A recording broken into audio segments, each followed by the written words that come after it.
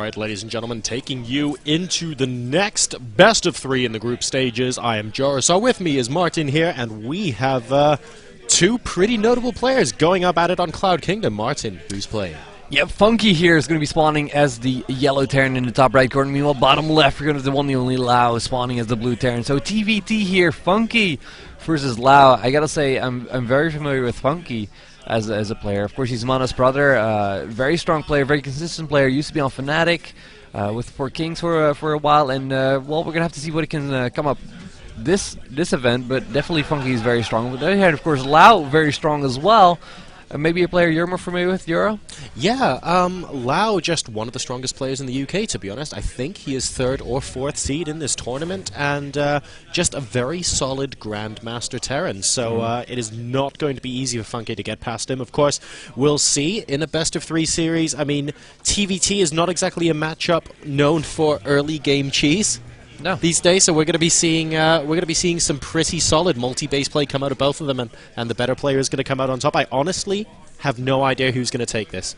It's going to be one of the more interesting matches that we definitely have in group stages. So you're well, I'm very privileged. I feel very privileged to be able to gas this. We are going to see the racks coming up for Funky here. No racks yet for Lau, going for that gas first. Curious to see what kind of damage he's hoping to get done early. Definitely going to go for that quick attack. Yeah, this could be for a couple of reasons. I mean, we see some Terrans, for example, want to go for quick tanks and stuff like that, like you just mentioned. You don't normally see very fast Hellions, of course, in a TVT. It is still technically possible because you will have 100 gas by the time the barracks goes down, but we'll have to wait and see.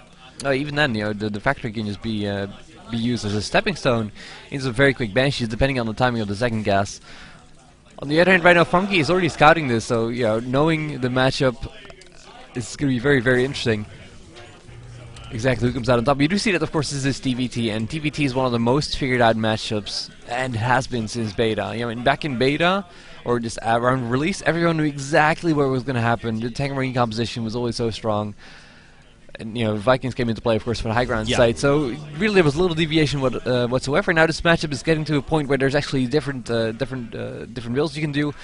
For example, the openings that they are doing, but another opening, of course, or I guess not really an opening so much, but, you know, another unit composition that you can go for is the Sky Terran build. So basically, you know, there's more than just tank marine these days.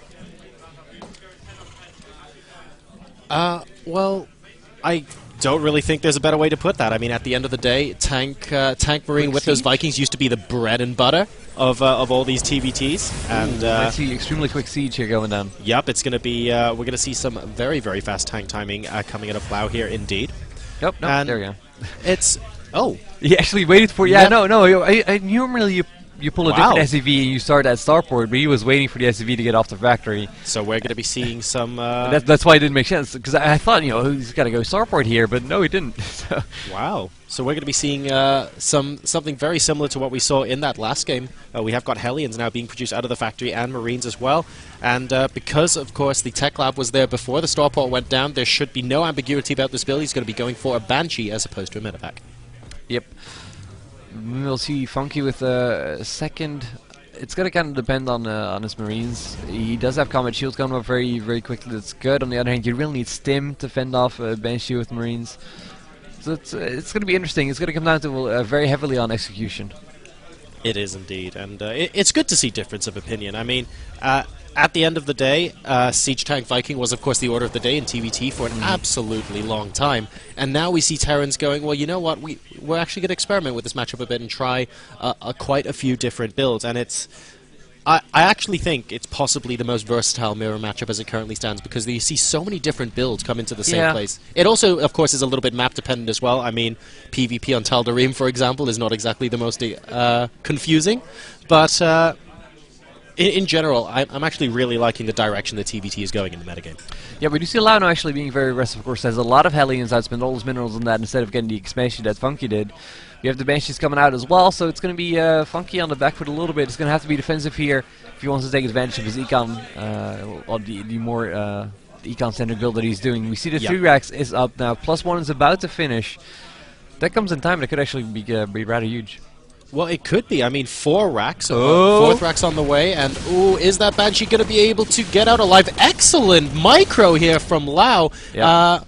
And pretty decent from Funkay as well, putting those high hit point Marines in the front, so losing a minimum number there as well. But now Lau going to be terrorizing the mineral line while he continues to mass up his army at the Zelnaga Watchtower. Remember, combat shields is done for Funkay, so those Marines going to be just that little bit more resilient. There's a couple now popping into the mineral line there. Lau continuing to kite these Marines back. Excellent stuff there, and you'll note that with those combat shield upgrades, needs 3 hits rather than 2 to kill off those Marines, so that's going to be pretty useful. Yeah, on the other end, of course, it's very important to note that he should have kept his Marines up there and just delayed the Banshee for the turrets basically to come up. Yep. But that's decision making. We can't really fault him for that. There's a reason Funky is Funky. He's one of the best players that we have here. So I'm sure he made put a lot of thought into the decision he did make. Well, Stim is now on the way as well for Funkay, and Lau continuing to mass up units at this watchtower, deciding now is not yet the time to be making this attack. He's bringing an SCV in to heal up the Banshee. Yeah, I like that. I like that, because really Lau good. basically is using that +1 range, or the extra range that you have on the Banshee. You have 1 more range than a Marine. So he's able to... Oh! And this could be huge. Funkay moving down the ramp is no longer having the bunker as a bit of support there, and Lau going to be able to do so much damage to this army out in the middle. Funkay really wants that bunker behind him, but Lau just going to be able to plow through these Marines, and he has now gone up 61 supply to 33. Unfortunately, just not having that map vision means that Funkay is going to be in a very difficult situation now. Indeed, the bunker, the only thing standing between Lau and this natural expansion, possibly the rest of the base as well, that's going to go down. SCV's not able to repair fast enough. There are 3 Banshees with this army. The DPS coming out from Lau is going to be absolutely insane at the moment. He is ahead on work as his army supply is more than triple the size of Funkay's, and actually getting the tech lab that was researching Stim as well, and I think Lau is going to be able to take game number 1. Yep, an impressive showing. Really, I kind of feel like Funky should have known better to move out there. The Banshee pressure's gotta be followed up by something. It's basically a decision-making error here, and he's paying the price for it. Good game gets called. That's going to be it for game number 1. Indeed, so Lau going to be going 1-0 up. He'd be feeling pretty happy about that. Funkay, of course, as you mentioned, a very, very good player, and Lau able to get an early advantage in this best-of-3 series. We'll wait and see if he's able to close it out 2-0, or if Funkay's going to be able to claw it back, guys. Martin and JoRoSaR will be right back after these commercial breaks.